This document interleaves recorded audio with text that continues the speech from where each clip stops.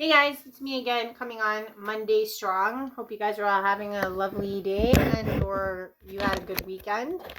I'm coming on today because I want to share something that's really near and dear to my heart as I've been on this journey. I truly feel like these types of tidbits have been really amazing in my life.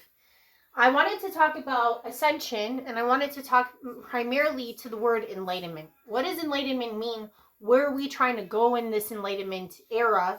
And what does it mean to feel enlightened or to work towards enlightenment? So that's what I'm going to be talking about today. Because I truly feel like it is a state of mind, or not even a state of mind, it's a state of being.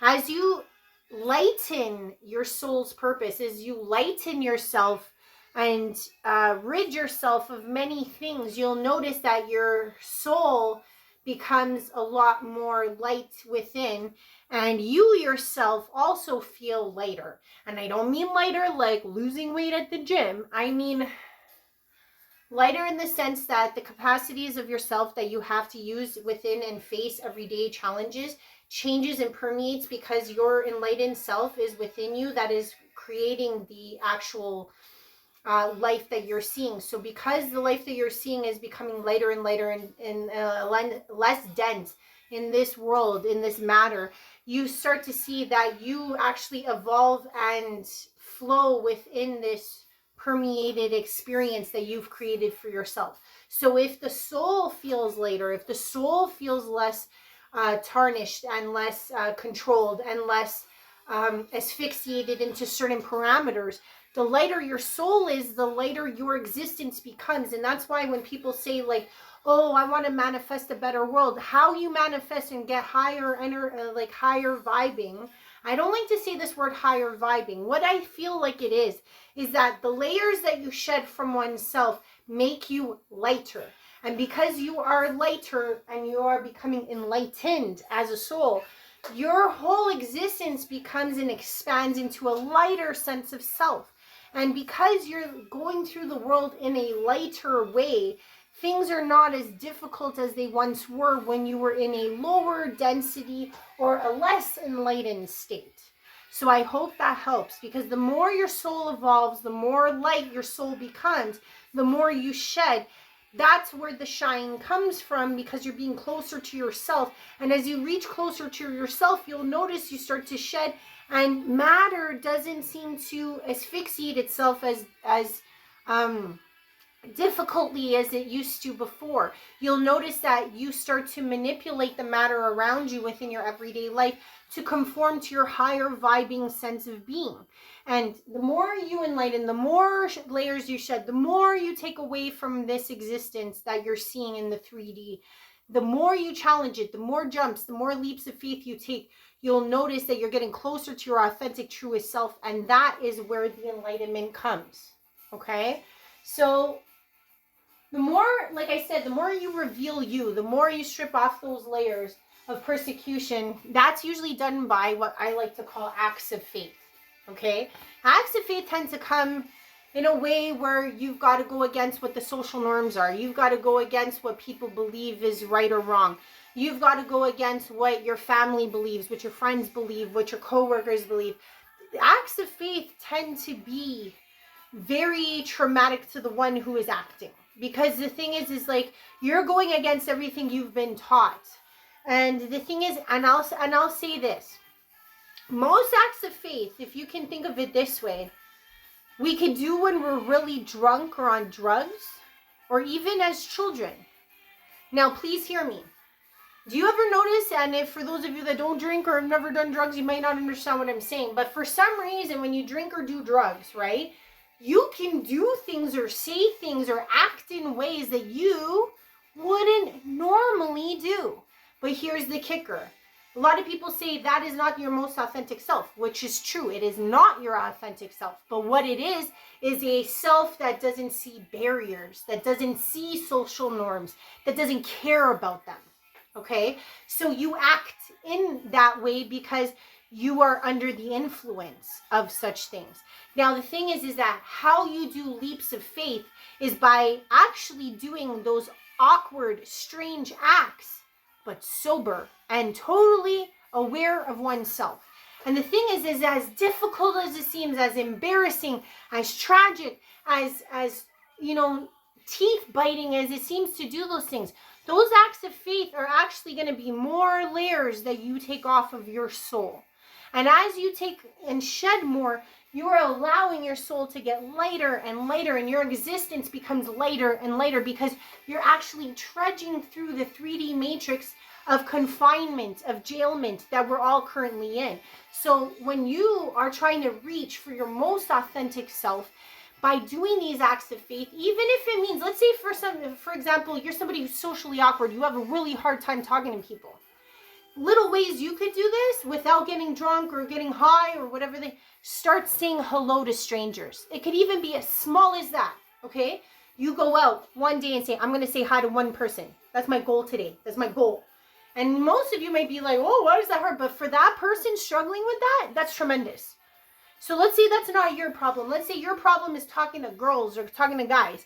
Your goal that day to become more of your authentic self, because your authenticity really wants love. Your authentic self really wants to be seen by the opposite sex.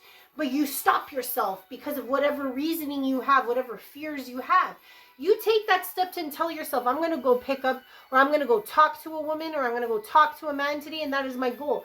Every time you take these acts and leaps of faith, you might think that it's a joke, but you're actually leaping towards what you want. You're actually leaping towards the version of self that you know you are deep down inside, that you could be when you're drunk or under the influence, right? Somehow when you're like that, you are that way. But when you're not, you're back to this reserved weirdo that doesn't know. And I mean weirdo in the nicest way, because we're all weirdos acting in this play of 3D existence that doesn't make any sense. It's going against our nature. It's going against what we really want. So please know that these acts of faith can be as small as saying hello to somebody, or as big as getting in front of a stage of people and proclaiming your words. So it doesn't matter. Whatever the act of faith is for you, it is for you. And it will be just as terrifying as it is for that other person over there or that person over there. It doesn't matter how small or how big. Still terrifying. But the thing is that the more you act in your faith, in what you believe in within oneself, without drugs, without alcohol, without anything, and with no inhibitions, and I'm not saying to act a fool, that is not my point. My point is to act within what you truly desire in your life. And that will shed those layers of self. And as you shed those layers of self, you'll notice that you are a lot lighter of being, and you're getting closer and closer to enlightening your being. And then, because you're in more of an enlightened being, the vibe that you're giving out there is a lot higher. And because it's a lot higher, you actually push away all the negative thought forms that don't vibe on that vibration. So you actually end up eliminating a lot of the lower-ended vibratory markers or challenges that you faced previously as you were not enlightened or not taking those acts of faith of oneself, okay?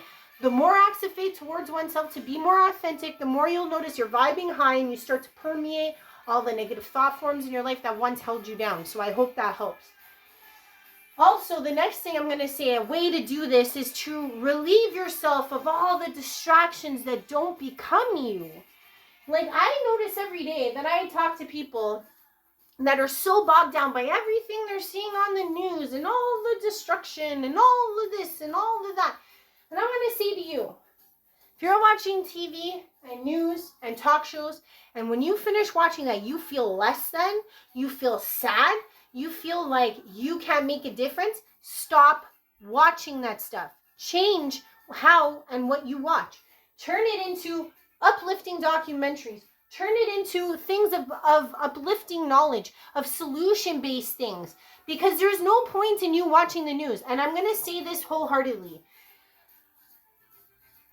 You can't do anything, okay? You know, all the murders, you can't revive those people. All the wars, you can't stop them. But what you can do, instead of going into that low, sad state you feel after watching this, of going, oh, woe is me, woe is the world, woe is this, you get so sad. And you know what happens? You start going lower and lower, depraved, smaller. And that's the thing, is that those types of distractions are energetically created to keep you feeling helpless, to make you feel like You can't do anything. Now, what you could do, step one, first thing you could do, shut it off. That gives you power right there. That's your first act of faith. Can I live without these distractions? Can I live without, being involved in this sad news?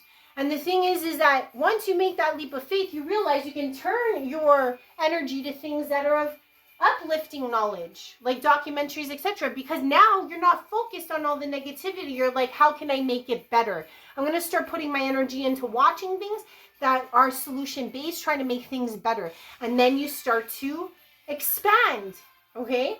So why this is so important is because if you're somebody who's listening to talk radio, even as simple as that, stop doing that and start listening to music. Get your energy up higher. Get your energy towards positive things, because all this negativity is not going to change it. The only thing you can change is you. So please understand that. I'm not saying to give up on the world. What I'm saying is that harness what you have. If you're Shelly on your way to work and you're listening to news radio, and by the time you get to work, you're almost in tears because of how sad the world looks, trust me, that's going to carry with you to work. And then Sally's going to be very upset with everybody that day. Now, if Sally had turned it on to some 70s or some 80s and knows full well what's going on in the world, obviously we're not morons. We all know what's going on. But if she comes up to work and she's like, wow, I was listening to ABBA, I feel better. When you start seeing people, you're bringing up others. And you never know what that positive energy could do. So please know that positive energy is what's going to make you more enlightened, what's going to vibe higher and attract more solution. So please understand that negativity does not get you anywhere for any stretch of the imagination. So don't go there. Don't get distracted. Relieve that. Make that your first act of faith. Know that you can challenge the world without all this negative jargon going on. The next thing I want to talk about is getting comfortable with you. A lot of us, including myself, have spent a lot of our lives trying to be in the crowd, in the popular scene, or if not, we're just trying to be social entities, just like anything else. We learned this during COVID. We are social entities. We fought so hard just to be around each other. How many people bought dogs just so they could go to the park and talk to human beings? Even though they didn't like dogs, they bought a dog just so they could talk. So this idea of getting comfortable with yourself is kind of out there, but it's also part of this whole stripping off of layers. Because the thing is that if you're not comfortable with yourself and you're chasing what others want and what others believe, and you're chasing others, like I remember I used to work for a company, and all these women that I used to work with would sit around the table and talk about shows like all those housewives shows, or they would talk about Blind and Married. There was these weird shows that they used to talk about all these things that I had no interest in, and I didn't want to partake in it, and I had no interest in partaking in them. And I did notice that there was like 4 or 5 women I knew from that table that would go out of their way to watch these shows just so they could talk about them at the lunch, okay? And the thing I'll say about that is that that is pretty pointless, okay? Because realistically, what you're showing is that your main interest would have been to maybe watch, let's say, History Channel or some other show of your interest. But now you're suffering through television shows that you don't even like just so you'll have something to talk about at the lunch. You know what I'm saying? And the thing is like, how long did you spend watching these other shows making other people happy instead of making yourself happy? Because the thing is like, if they don't like you because you don't watch a show or you don't know what's going on, then maybe they're not the people you should be caring about anyways. And that's so hard for a lot of people to really realize, because we want to be involved. We want to be with people. But the thing is that as you shed these layers and as you get more comfortable with yourself, your own alone time, how long can you be alone by yourself? Do you like being by yourself? Can you release codependency? Can you do things without needing someone to hold your hand? And I'll say this, can you go to a bar alone? Can you go to a club alone? Can you go to church alone? Can you go to the grocery store alone? Some of you might be saying yes, but there's a lot of you that are saying no. It's horrifying. Travel by yourself. All those things, terrifying.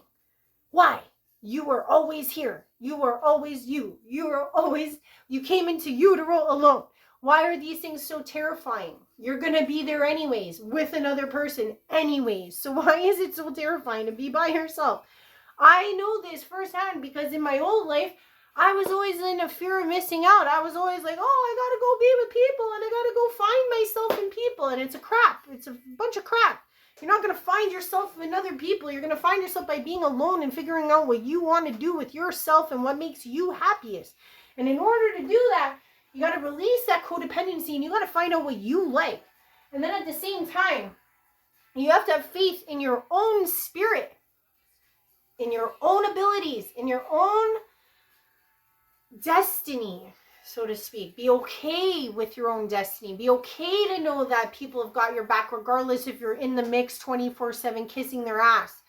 Know that you are enough. Know that you don't need to kiss ass to be about life and about other people, because the people that really do love you don't need you to kiss their ass. They don't need you to grovel and they don't need you to suck up. Because if you are sucking up or groveling or watching shows that you don't like just so you could fit in, I'm sorry to say, you are not shedding. You are mounting more crap onto yourself, onto your soul that is of no importance to you, so that you can mold yourself and fit yourself into someone else's life. So it's not going to help you. It's not going to help you reach this enlightened way of being. Because the thing is you're adding more. You need to be subtracting. So that's the last thing I want to say. Is that when you are looking at your life in a whole, and this is the last point I want to make, is that we need to release our problems. And the reason why I say that is because I notice this a lot. Every day, we all got problems. Trust me, I came from the way of being that you wouldn't even recognize who I am right now if you saw who I was back then. I was overweight. I was miserable. I had friends that were garbage. I literally was surrounding myself with people all the time, co-workers, places of work, all these things. And eventually what ended up happening is I was overweight, miserable, suffering from acid reflux, and eventually I got left and things were in shambles anyways. So this is the point I'm trying to make. Your life is going to have its problems regardless, okay? So how do you react to the problems you have? Do you spend all the time thinking and probing and complaining and worrying? Because the problem's still going to be there. Like, let's say, for example, I'll give you guys an example. You're still going to have to pay your mortgage. You're still going to have to pay your cell phone bill. You're still going to have to pay your car payments. Now, do you spend the whole month thinking about these things, going, oh my God, I got to go pay the mortgage. I got to pay this phone bill. I got to do this. I got to do that. Oh my gosh, where's the money coming from? Did I talk to Johnny about the cell phone bill? There's a coupon on that. And if I get that coupon, then that takes off $5. If I take that $5 off, I can grab coffee tomorrow. If your brain is going like that 24/7, like mine used to a long, long time ago, because I thought I could control things. I thought that, there's a way to keep everything in balance if I just feel like a freakazoid inside of my own mind worrying about everything. The reality was the mortgage was still going to come out. The cell phone bill was still going to need to be paid. And my car payments were still going to need to be there too. What was the point of spending 3 weeks, let's say, worrying about how that's going to come into play? So if you're spending all of your time worrying about your problems, let me please reiterate this to you. Your problems are going to be there regardless. Now, how do you spend the time? Do you spend the time just saying to yourself, okay, let's stay action focused. Let's stay uplifted. Let's stay problem solving. Let's stay action orientated. Because the thing is that we don't realize that we spend so much of our time worrying about things that are automatically already going to be there. And it's like, I know it's really hard to believe me when I say this, but this is one of those acts of faith. If you can honestly say to yourself that my problems will still be there, how do I get there without being so bogged down by my own problem? That's a real trick, and that's a real study, and that's a real mastery, because I have spent a lot of time pushing that out of my system. Because the thing is that you got to realize, as you enlighten, your energy starts to raise. In a sense, it starts to vibe higher, it starts to expand.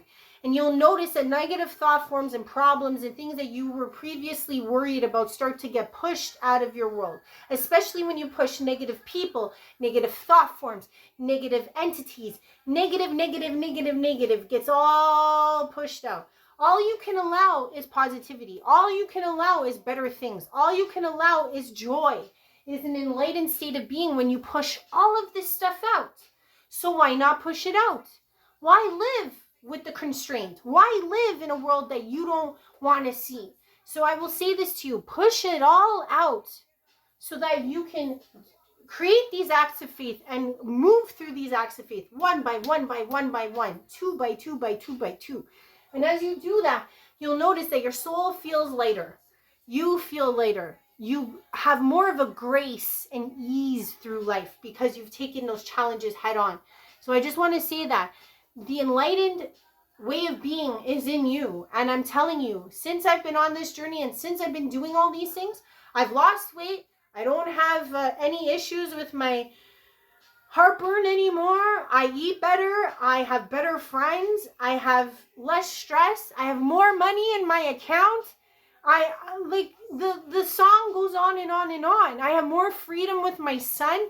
I get to live the life I always wanted. So why not? And can I show you guys how to do it? Yes.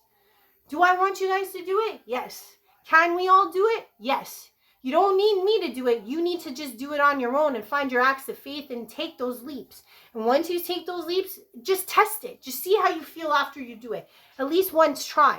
Because I'm telling you, if you don't ever test something for yourself, you'll never know if it works. So please, if you're ever juxtaposed against something that you're like, I really want to do this, but I'm scared, just freaking do it. Just do it. Because I guarantee you, you're going to feel lighter, better, more progressive, and awesome. Have a good night. Please like, please share, please subscribe. I love you guys lots. I just want to say I've been subscribing to all of you, or trying to subscribe to all of you that subscribe to me. I hit 20 more subscribers from some of my last videos, which is freaking awesome. And I finally got 1,000 views on one of my freaking videos. It was freaking fantastic. So I just want to say thank you, thank you. Mwah, mwah, mwah. Have a good one, guys. Love you.